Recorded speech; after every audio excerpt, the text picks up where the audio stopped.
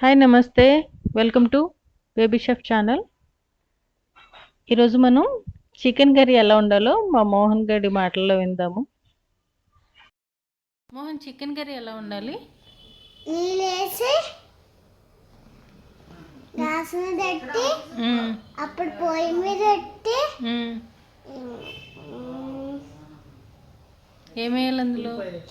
పసుపు వేయాలి, నూనె వేయాలి, ఇంకా ఉల్లిపాయ వేయాలి. ఇంకా చికెన్ కర్రీకి చికెన్ వేస్తారా, మటన్ వేస్తారా? చికెన్. మటన్ వేయరా? ఎందుకు? పసుపు వేస్తారు, ఇంకా ఇంకేమేస్తారు? మసాలా, ఇంకా అల్లం, ఇంకా అవన్నీ వేసి ఏం చేయాలి? దాంట్లో కలిపేసి అప్పుడు తినాలి.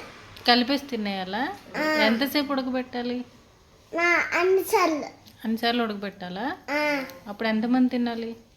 అందరు తినాలి. అందరికి కావాలంటే ఎంత చికెన్ ఉండాలి? మొత్తం ఎంత? మొత్తం హైదరాబాద్లో ఉన్న చికెన్ అంతా ఉండాలా? ఎన్ని కేజీలు ఉండాలి? 4 కేజీలు. 4 కేజీలా? దేంతో తినాలి చికెన్ కర్రీ? చేత్తో కాదురా, అన్నమా, చపాతీయా, బిర్యానీయా? బిర్యానీ తింది. నీకు చికెన్ బిర్యానీ ఇష్టం, మటన్ బిర్యానీయా? మస్టన్ బిర్యానీయా? కారం బిర్యానీ. స్పైసీ తింటావు నువ్వు?